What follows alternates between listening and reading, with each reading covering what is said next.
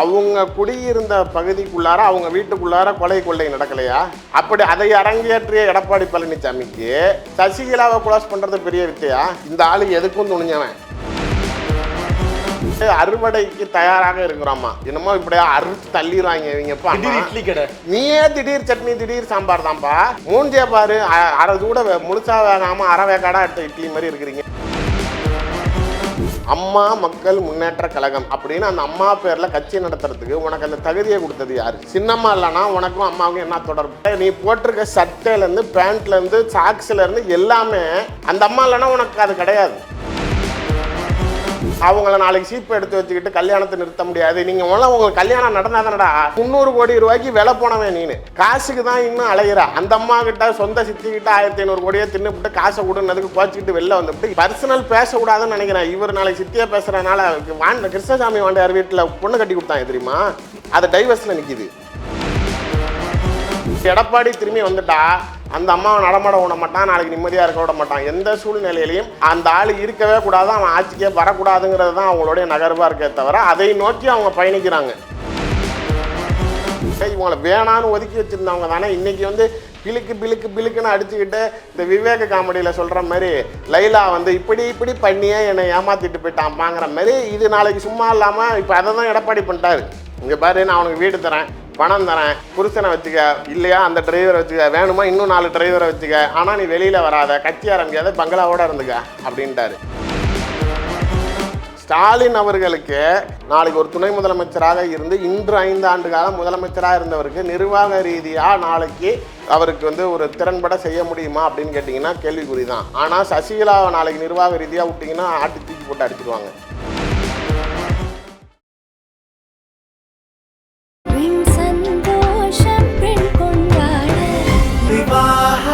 மணப்பெண்ணின் பிரத்யேகமான திருமணம் விவாஹா தி சென்னை சில்க்ஸ்.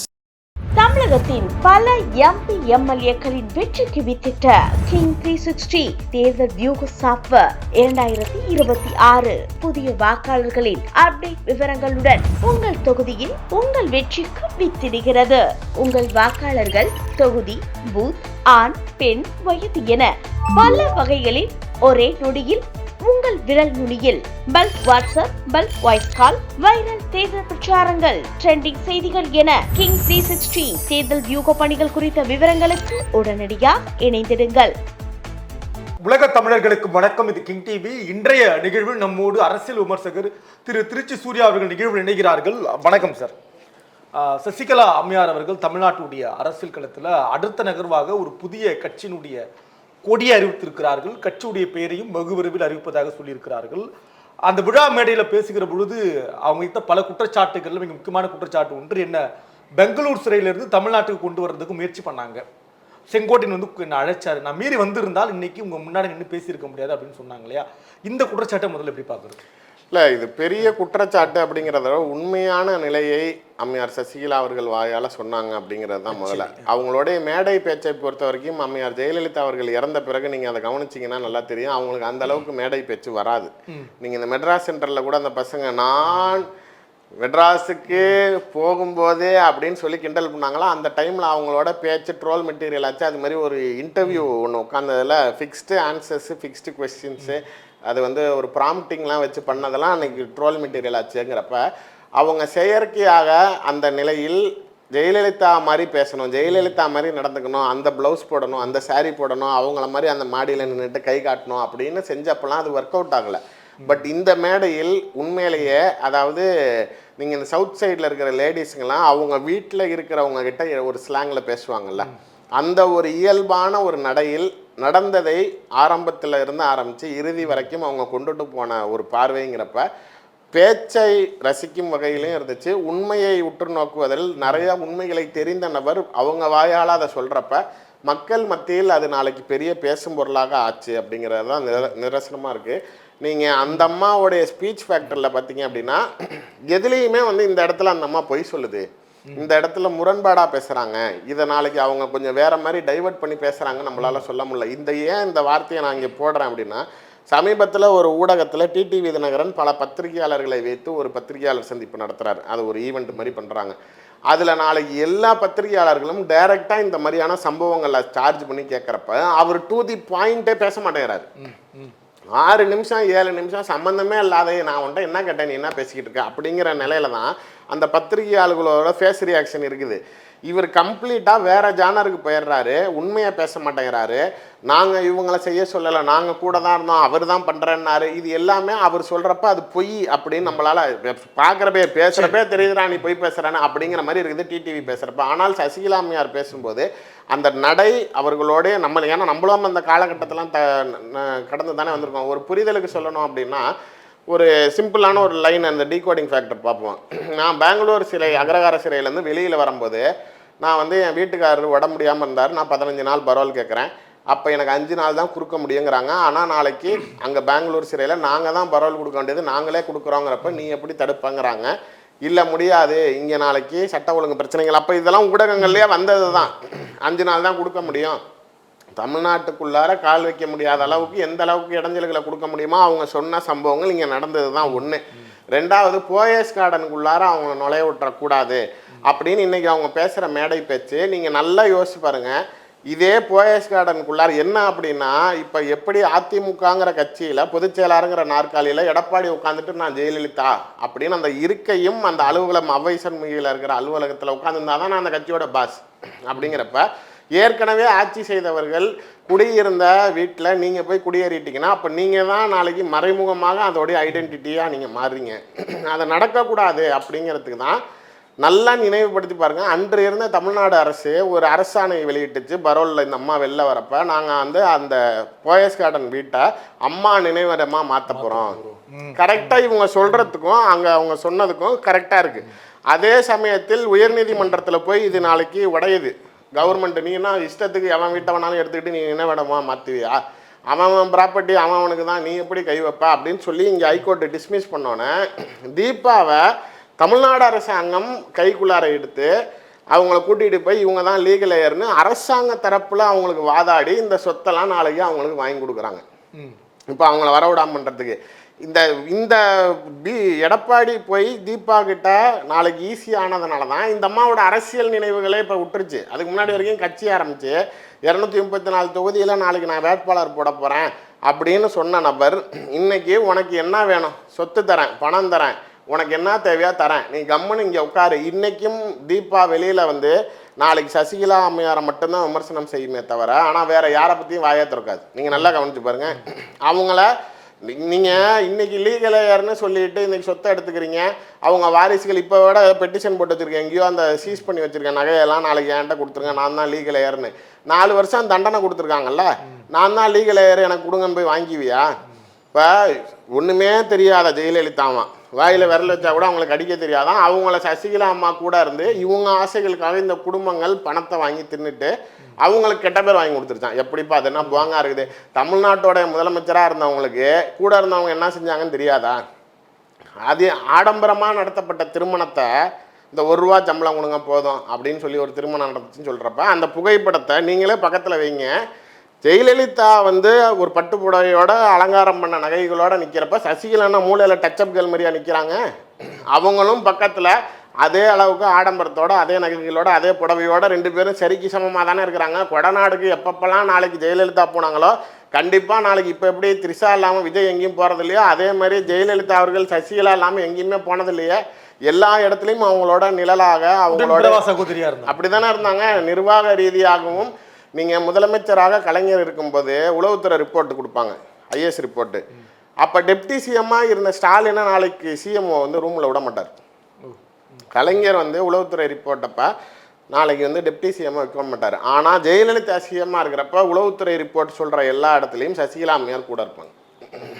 எந்த அளவுக்கு அவங்க நெருக்கமாக வச்சுருந்தாங்கங்கிறதுக்கு சொல்கிறேன்.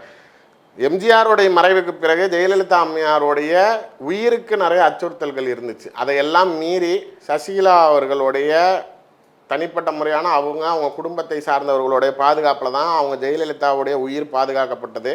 அவங்க நாளைக்கு மீண்டும் இங்கே ஆட்சி செய்த சூழ்நிலையில் மீண்டும் அவங்க முதலமைச்சர் ஆகிற வரைக்கும் அந்த அம்மாவுடைய அனுகிரகம் தான் ஜெயலலிதாவுக்கு பெரிதும் இருந்தது.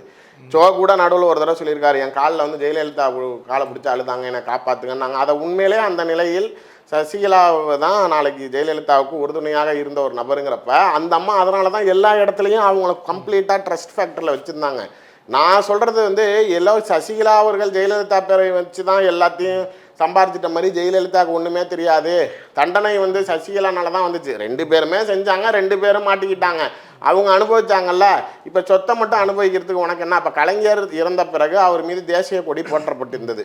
அதை மடித்து மிலிட்ரிக்காரன் யார் கையில் கொடுத்தான்? கலைஞர் குடும்பத்தை சார்ந்தவங்க கொடுக்குறாங்க. ஸ்டாலின், அழகிரி, செல்வி, கனிமொழி எல்லாரும் கையில் வாங்குறீங்க.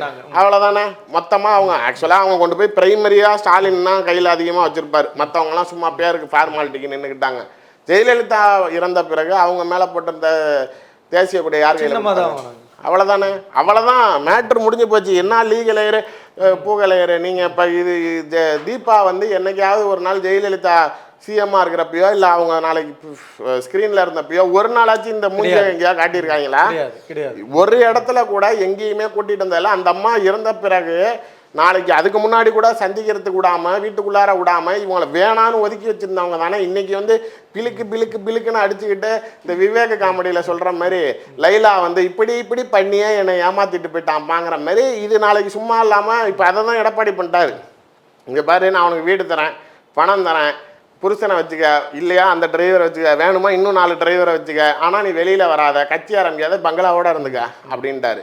இப்போ அந்த லீகலையர் ஹோம்னு சொல்லி இவங்க உச்சநீதிமன்றத்தில் எப்படி அரசாங்கம் யாருடைய சொத்தையும் யாரும் நீ பாட்டுக்கு இஷ்டத்துக்கு எடுத்துக்க முடியாது, நினைவிடமாக மாற்ற முடியாதுன்னு வந்த தீர்ப்பில் அப்போ இவங்க தான் லீகலையர், அவங்க உள்ளே விடக்கூடாது அப்படின்னு இவங்களுக்கு சொத்தை வாங்கி கொடுத்துட்டு இப்போ நாளைக்கு இந்த அம்மா உள்ளே நுழையாது அப்படின்னு இவங்க விடுறப்ப தான் இவங்க என்ன பண்ணுறாங்க, இப்போ ஜெயலலிதா வீட்டுக்கு எய்த்தாப்புலையே இடத்த வாங்கி இவங்க ஒரு வீட்டை உருவாக்குறாங்க. அதாவது இவர்கள் சொல்லக்கூடிய அந்த மேடை பேச்சில் சொல்லக்கூடிய வார்த்தைகள் அந்த சம்பவத்திற்கு கரெக்டாக கனெக்ட் பண்ணி பார்க்குறப்ப எல்லாமே எக்ஸாக்டாக நடக்குது. இந்த போயஸ் கார்டன் வீட்டுக்குள்ளார அவங்களை நுழைய விடாமல் பண்ணது, பரோல் அப்போ நாளைக்கு எதுவும் செய்ய விடாமல் செஞ்சது, கட்சி கொடி போடக்கூடாதுன்னு சொன்னது, அவங்க தமிழ்நாட்டுக்குள்ளார வந்து அரெஸ்ட் பண்ணுற மாதிரி இருந்தது. உண்மையிலேயே அந்த சூழ்நிலையில் உங்களுக்கு தெரியும் பெங்களூர்லேருந்து சென்னைக்கு வரத்துக்கு எத்தனை மணி நேரங்களானது? எனக்கு தெரிஞ்சு 13 மணி நேரத்துக்கு மேலே அவங்க வந்தாங்க.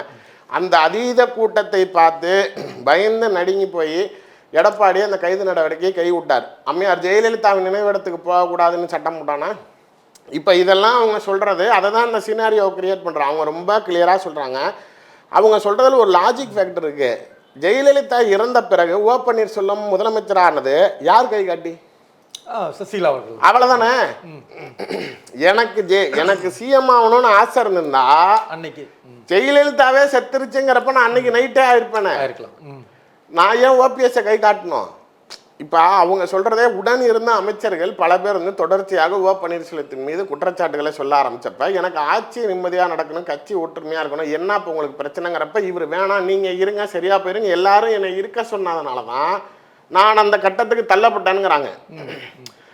ஜெயலலிதா இறந்த பிறகு ஜெயலலிதான்னா உயிர் எழுதி வச்சுட்டு போயிருந்தாங்களா? நான் இறந்த பிறகு என்னுடைய பதவியை நாளைக்கு ஓ பன்னீர்செல்வத்துக்கு வழங்குவோன்னு எழுதி வச்சுட்டு போனாங்களா? இல்லை இந்த அம்மா தான் கை காட்டினது. அதுக்கு முன்னாடி நாளைக்கு 3 தடவை சிஎம் ஆனப்ப கை காட்டினது யாரு? நீங்கள் ஜெயலலிதாவை நன்கு அறிந்தவர்கள், நெருக்கமாக பழகினவர்கள் சில சம்பவங்களை நம்மகிட்ட சொல்கிறப்ப நமக்கே ஏச்சா என்னடா இவ்வளோ சாஃப்ட் ஹார்ட்டடாக இருக்காங்க, இவ்வளோ பொறுமையாக இருக்கிறாங்க, இவ்வளோ நல்லது செய்வாங்களா, அவங்க வெளியில் அப்படி சொல்கிறாங்களே, என்னடா குழந்தை மாதிரி நடந்துக்கிறாங்க அப்படின்னு தோணும். அந்த அம்மாவோட நிறையா சம்பவங்கள் செய்கிறப்ப அதுமாரி சின்ன பிள்ளை மாதிரி தோசைக்குள்ளார உருளைக்கிழங்கு இல்லைன்னா கோச்சிக்கிட்டு சாப்பிடாம போயிடுவாங்கங்குவாங்க. அது மாதிரி எல்லாமே ரொம்ப சின்ன விளையாட்டுத்தனமாக இருக்குமே அப்படிங்குவாங்க. ஆனால் அந்த நிர்வாக ரீதியாக அவங்க செய்கிற விஷயங்கள் அண்டால் புட்டியில் டம்முன்னு தூக்கி அடிக்கிறதெல்லாம் பார்த்தா நம்மளுக்கு என்னடா அது அப்படின்னு தோணும்ல. இது எல்லாமே கம்ப்ளீட்டாக சின்னம்மா கேரக்டர். வெளியில் தெரியாத பல பேர் சசிகலா புஷ்பா பாராளுமன்றத்தில் என்னை தாக்குதலுக்கு உள்ளானர்னு பேசுனாங்கல்ல ஓப்பன் பார்லிமெண்ட்டில், யார் அடித்தாங்கன்னு சொன்னாங்க? சசிகலா அவர்கள். அவ்வளோதான். அந்த ஒரு விகரஸ் கேரக்டரை வந்து நாளைக்கு இந்த டம்மால் டுமில்னு எடுத்து அடிக்கிறதே இந்த அம்மாவோட சுபாவம் தான். ஸ்டாலின் அவர்களுக்கு நாளைக்கு ஒரு துணை முதலமைச்சராக இருந்து இன்று 5 ஆண்டு காலம் முதலமைச்சராக இருந்தவருக்கு நிர்வாக ரீதியாக நாளைக்கு அவருக்கு வந்து ஒரு திறன்பட செய்ய முடியுமா அப்படின்னு கேட்டிங்கன்னா கேள்விக்குறி தான். ஆனால் சசிகலாவை நாளைக்கு நிர்வாக ரீதியாக விட்டிங்கன்னா ஆட்டி தூக்கி போட்டு அடிச்சிடுவாங்க.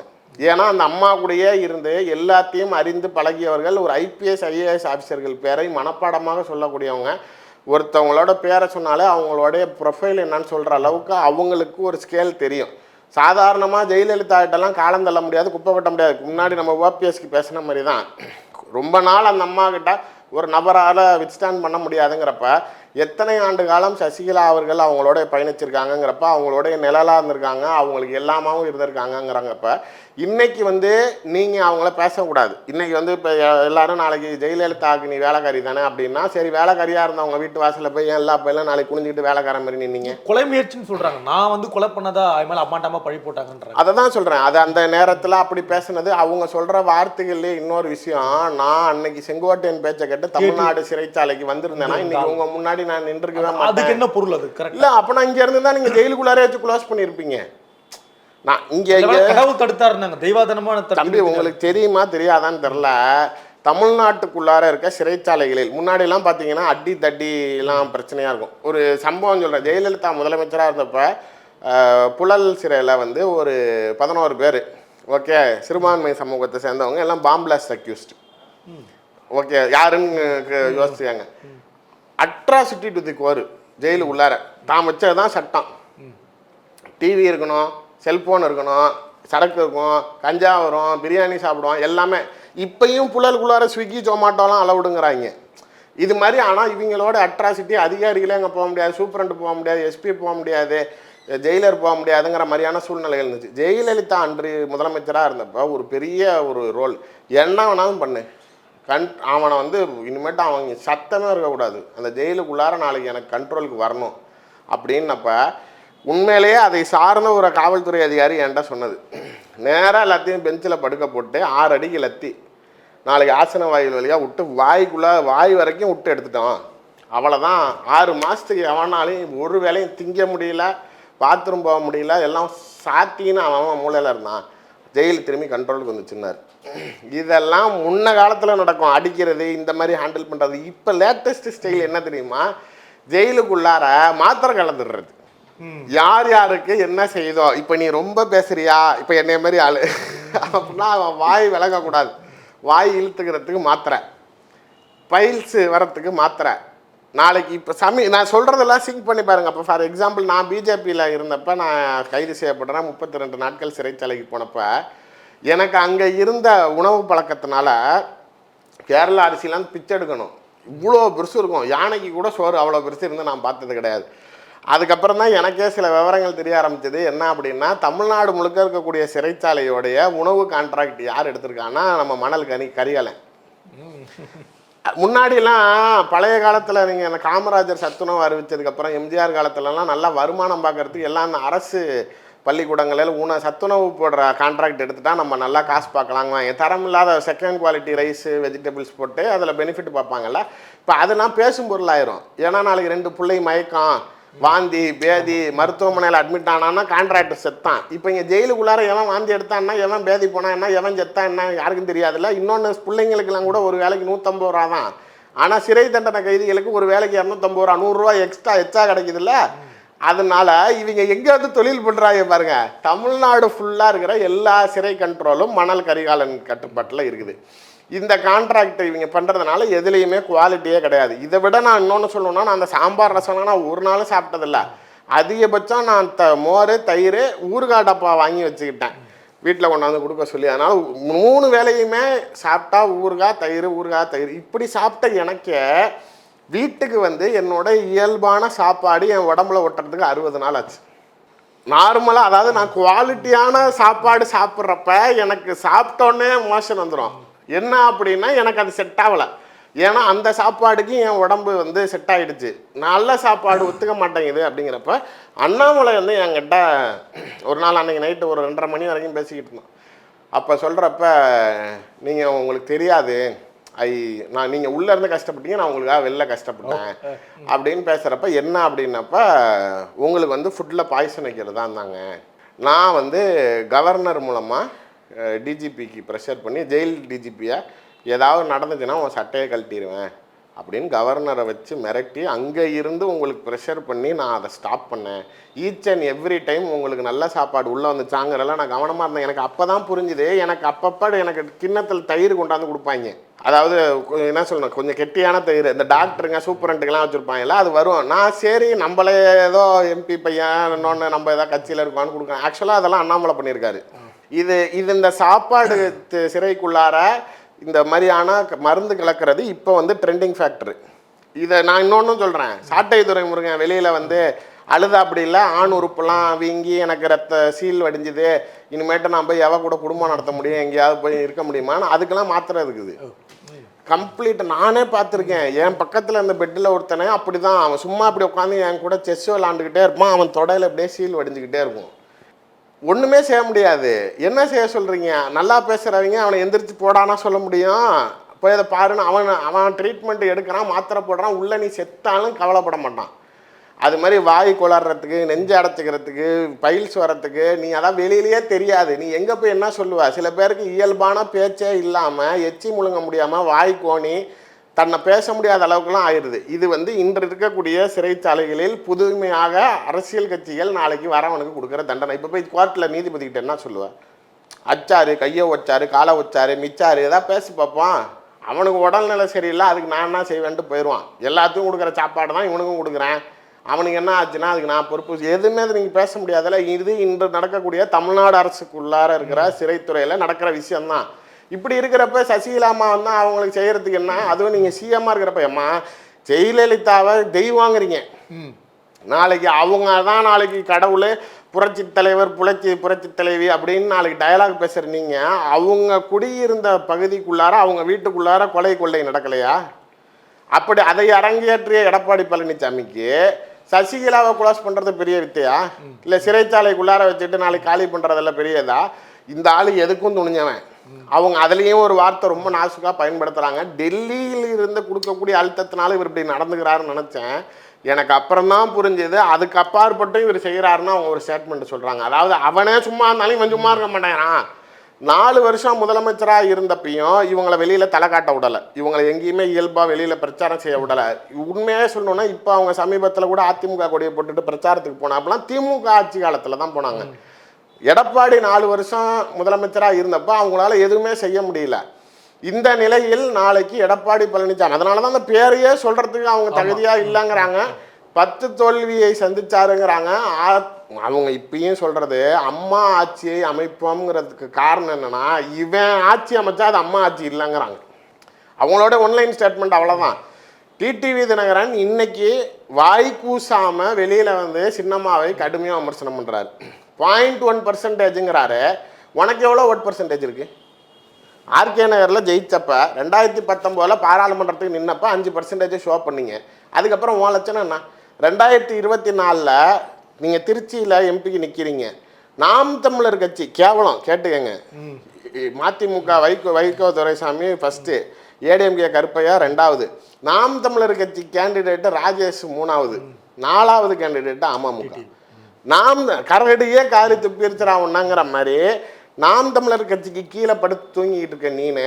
நான் கேட்குறது அம்மா மக்கள் முன்னேற்ற கழகம் அப்படின்னு அந்த அம்மா பேரில் கட்சி நடத்துறதுக்கு உனக்கு அந்த தகுதியை கொடுத்தது யார்? சின்னம்மா இல்லைன்னா உனக்கும் அம்மாவுக்கும் என்ன தொடர்பு? அதிமுகவின் பொருளாளராக இருந்தேன், அதிமுகவின் மாநிலங்களவை உறுப்பினராக இருந்தேன், பாராளுமன்றத்தில் தேர்தலில் போட்டிட்டேன். இந்த தகுதிகள் எல்லாம் உனக்கு கொடுக்கப்பட்டது யாருனால? சித்தியால். அவங்க இல்லைன்னா நீ யாருன்னு ஜெயலலிதாவுக்கு தெரியுமா? இதே திவாகருக்கு இவ்வளோ முக்கியத்துவம் கொடுக்கப்பட்டதா? வேற யாருக்கு? அதாவது உண்மையிலே உங்களுக்கு தெரியாது. ஜெயலலிதாவை பொறுத்த வரைக்கும் இவங்களை அடாப்ட் பண்ணிட்டாங்க. டிடிவி தினகரனா அடாப்ட் பண்ணிட்டாங்க. வளர்ப்பு மகன் அப்படிங்கிற அளவுக்குலாம் வெளியில் ப்ரொபகண்ட் ஆகிடுச்சு. அந்த அளவுக்கு செல்ல பிள்ளையாக வச்சுருந்தாங்களே. அது நாளைக்கு உங்களுடைய சித்தி இல்லாமல் உங்களுக்கு அந்த அடையாளம் கிடச்சிருக்குமா? இன்னைக்கு உன்னை ஒரு தலைவர், நீ போட்டிருக்க சட்டையிலேருந்து பேண்ட்லேருந்து சாக்ஸ்லேருந்து எல்லாமே அந்த அம்மா இல்லைன்னா உனக்கு அது கிடையாது. உங்களுக்கும் அவங்களுக்கும் நீங்கள் என்ன பெரிய மன வருத்தம்? சிறையில் இருக்கிறப்போ உன் கையில் 1500 ரூபா பணத்தை கொடுத்து 1500 கோடி பணத்தை கொடுத்து பாராளுமன்ற தேர்தலில் அதிமுக பெரிதளவு ஜெயிக்காத அளவுக்கு 6 பாராளுமன்ற தொகுதிகள் 30 சட்டமன்ற தொகுதிக்குள்ளார மட்டும் கவனம் செலுத்து, ஒரு 6 எம்பி ஜெயிச்சுட்டான்டா அப்படிங்கிற இமேஜை ஸ்கோர் பண்ணு அப்படின்னாங்க. காசு கொடுத்தது அவங்க. ஆனால் அவங்க சொன்னதை கேட்காம ஜெயிலுக்குள்ளார தானே இருக்காங்க. நீ சும்மா இல்லாமல் 40 பாராளுமன்ற தொகுதிக்கும் கொடுத்து எல்லாத்துக்கும் காசு அள்ளி இறச்சி எல்லா பேரும் காசு அமுக்கிட்டு போயிட்டான். அமுக்குன்னு அடுத்த நிமிஷம் எனக்கே தெரியும் அமமுகவில் ஒருத்தர் 100 ரூபா அமுக்குனாரு. அமுக்குன்னு அடுத்த நாள் எடப்பாடி கிட்ட வந்து சேர்ந்துட்டாரு. திரும்பி அவன் காசு கேட்பான்ல. இது மாதிரி காசையும் விட்டுட்டா இப்போ நான் சொன்னதை நீ செய்யலைல்ல, அந்த காசு திரும்பி கொடுன்ட்டாங்க. இதுதான் பிரச்சனை, வேற எதுவுமே கிடையாது. நீங்கள் குடும்பத்தில் இதை விட ஒரு பெரிய கேவலம் என்ன அப்படின்னா, நான் வந்து பிஜேபியிலேருந்து வெளில வந்துட்டேன்.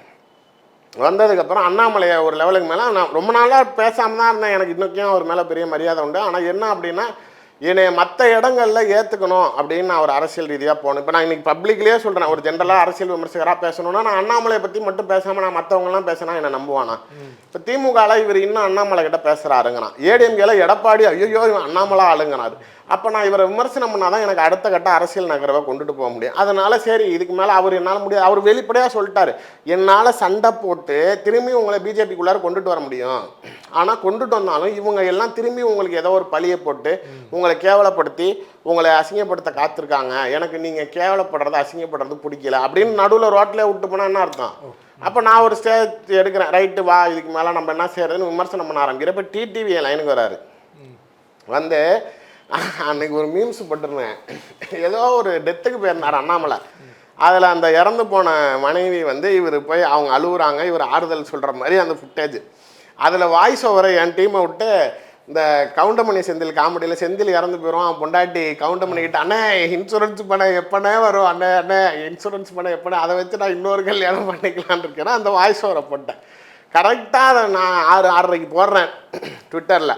நைட்டு 10:30 மணிக்கு டிடிவி என்கிட்ட பேசுகிறார். வந்து இது வந்து எனக்கு சொன்ன அறிவுரைகளை கேளுங்க, அதுதான் பெரிய அறிவுரை. அதாவது நல்லதோ கெட்டதோ அவர் ஒரு தலைவராக இருந்திருக்காரு, உங்களுக்கு அண்ணன் தம்பியாக பழகியிருக்கிறீங்க, இது வந்து உங்கள் நம்பகத்தன்மையை கேள்விக்குறியாக்குது. நீங்கள் இந்த மாதிரி அவரை விமர்சனம் செய்கிறது வேணாம், இதெல்லாம் டெலீட் பண்ணிடுங்க.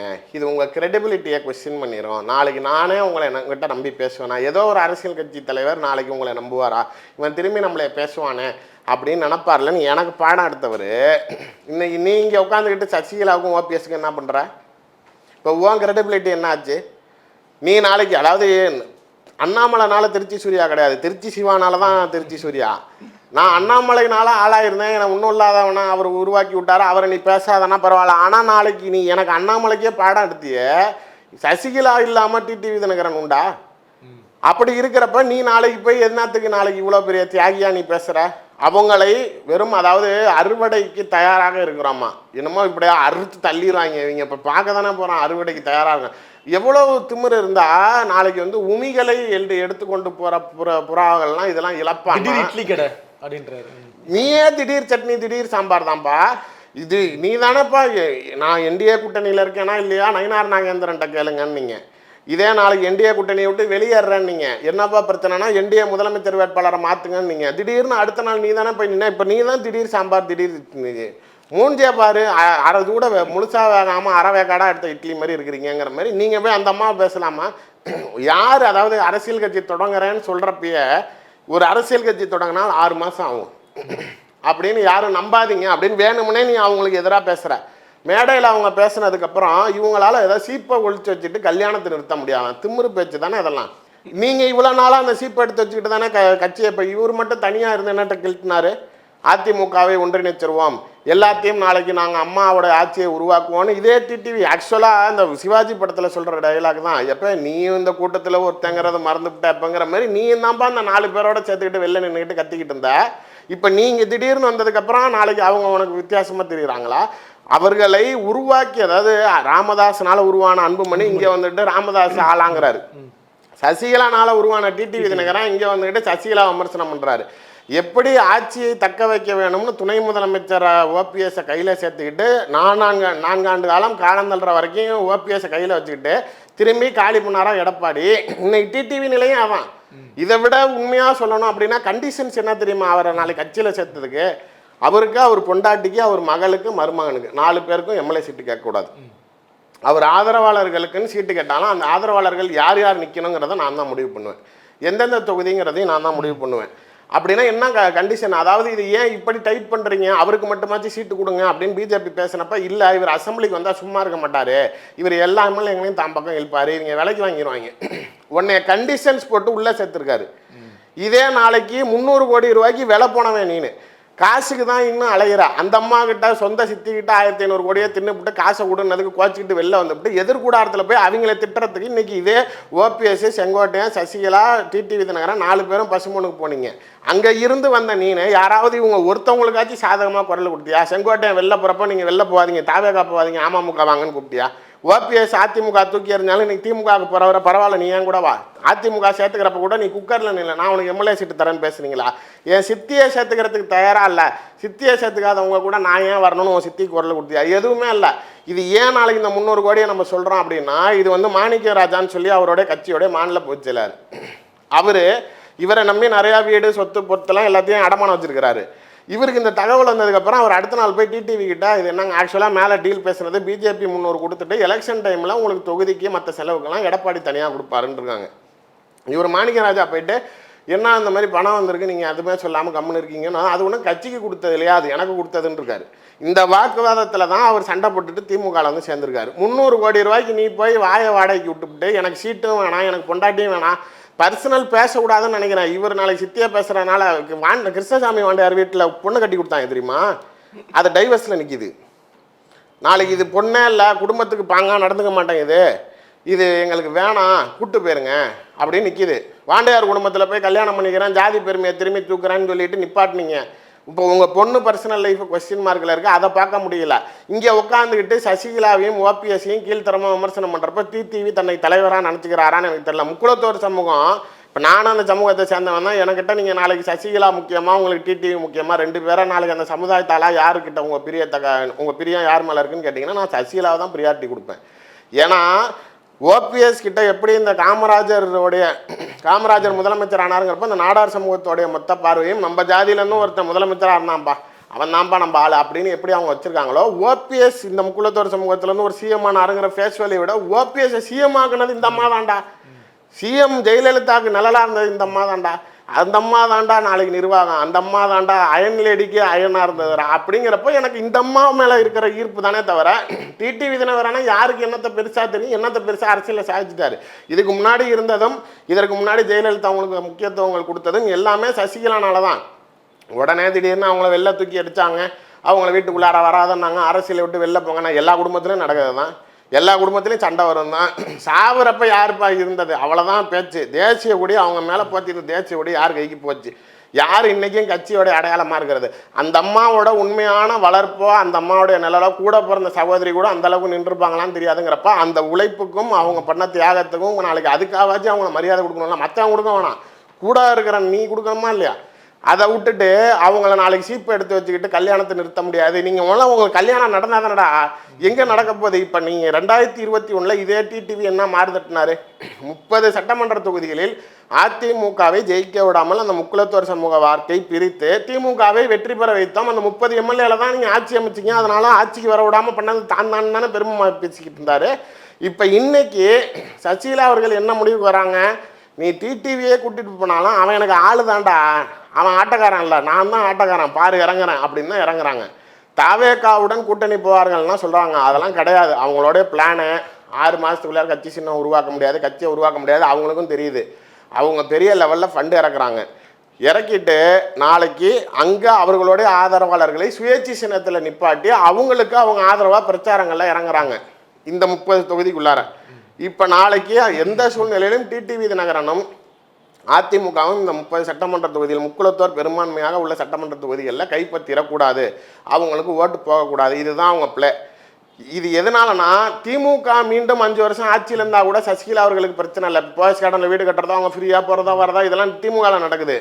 ஆனால் எடப்பாடி திரும்பி வந்துட்டா அந்த அம்மாவை நடமாட விட மாட்டான், நாளைக்கு நிம்மதியாக இருக்க விட மாட்டான். எந்த சூழ்நிலையிலையும் அந்த ஆள் இருக்கவே கூடாது, அவன் ஆட்சிக்கே வரக்கூடாதுங்கிறது தான் அவங்களுடைய நகர்வாக இருக்கே தவிர அதை நோக்கி அவங்க பயணிக்கிறாங்க.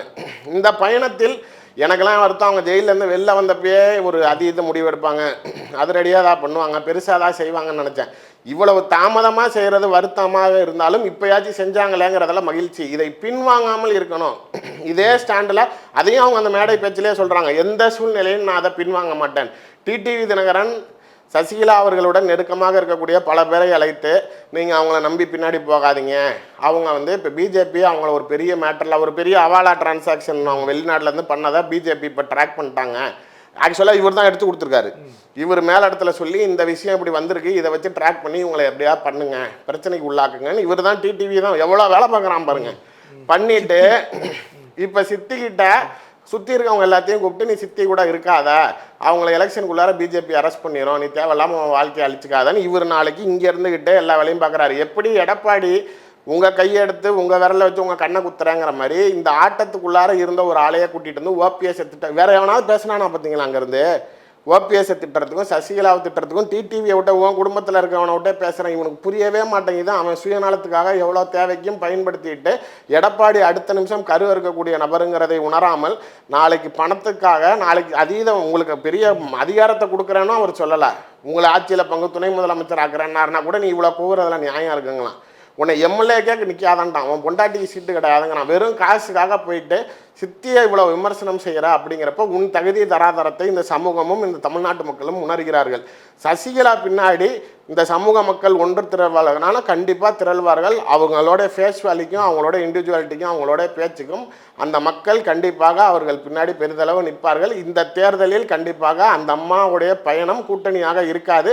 திமுகவுக்கு சாதகமாக இது உருவாகுதா அப்படின்னா ஆமாம். ஏன்னா எடப்பாடி வரக்கூடாது அப்படிங்கிற ஒரு கண்ணோட்டத்தில் அவங்க செயல்படுறப்ப டிஎம்கே நாளைக்கு சில சமயங்களில் சசிகலா அவர்களுக்கு இப்போ மீட்டிங் போடுறதுக்கோ நாளைக்கு அவங்க சுற்றுப்பயணம் போகிறான்னாங்களோ மாவட்டம் தோறும் நடத்தினா கூட கவர்மெண்ட் அவங்களுக்கு கம்ஃபர்டபுளாக அவங்களுக்கு எல்லா சுச்சுவேஷன்ஸும் கிரியேட் பண்ணி கொடுக்கும். ஏன் அப்படின்னா மறைமுகமாக அவங்க எனக்கு தான் நல்லது செய்யணும்னு நினைக்கிறாங்கிறப்ப அவங்களுக்கு ஆதரவு கொடுக்குறதுல தப்பு இல்லைன்னு திமுக முடிவு பண்ணுது. அவங்க நாளைக்கு இதே 30 சட்டமன்ற தொகுதியை எக்காரணத்து கொண்டும் நாளைக்கு ஏன்னா கவுண்டர் சமூகத்தோடைய கொங்கு பெல்ட்டை நீங்கள் ப்ளே பண்ணாலும் சவுத்துக்குள்ளார உனக்கு அடி விழுந்துருச்சு அப்படின்னா நீ பெருசாக வர முடியாது. அதனால அவங்க வைத்தியலிங்கம் ஓபிஎஸ் மாதிரியான ஆதரவாளர்கள்கிட்டயே கூட உனக்கு நான் என்ன வேணாலும் செய்கிறேன், நீ ஜெய், திமுகவில் இருந்துக்கிட்டே நீ ஜெய். ஏன்னா இது அம்மாவோட உண்மையான ஆட்சியை அமைப்போம் அப்படின்னு சொல்கிறதுக்கு காலம் நகர நகர சூழ்நிலைகள் மோசமாயிருதுங்க. இப்போ செங்கோட்டையன் நாளைக்கு ஒரு புரிதலுக்கு சொல்கிறேன். சசிகலா அவர்கள் அதிமுகவோட பொதுச் செயலாளராகவே ஆயிடுறாங்க. செங்கோட்டையன் திரும்பி அதிமுக வருவாரா? ஓபிஎஸ் திரும்பி வருவாரா? வைத்தியலிங்கம் திரும்பி வருவாரா? உருவாக்கின எல்லாத்தையும் கலச்சு விட்டு ஆட்டத்தை இழுத்து இதுக்கு மேலே திரும்பி அந்த கட்சியுமே வந்தாலுமே ஒன்றத்துக்கும் உதவாது, நாளைக்கு எல்லாரும் வெளில போயிட்டான், வெறும் கூட வச்சுக்கிட்டு நான் என்னடா செய்கிறேங்கிற அளவுக்கு எடப்பாடி அந்த கட்சியை ஒன்றும் இல்லாமல் நாராசமாக நாசம் பண்ணிக்கிட்டு இருக்கப்ப இந்த சமயத்தில் கொந்தளிக்காவிட்டால், இந்த சமயத்தில் இவரை அழிக்காவிட்டால் 26 ஆட்சி வரலன்னா பிஜேபியை எடப்பாடியை க்ளோஸ் பண்ணிடும். அந்த நிலையை நோக்கி அம்மையார் சசிகலா அவர்கள் அவர் கட்சியை பயணம் தொடர்கிறது. நாம் தொடர்ந்து பயணிப்போம். நன்றி.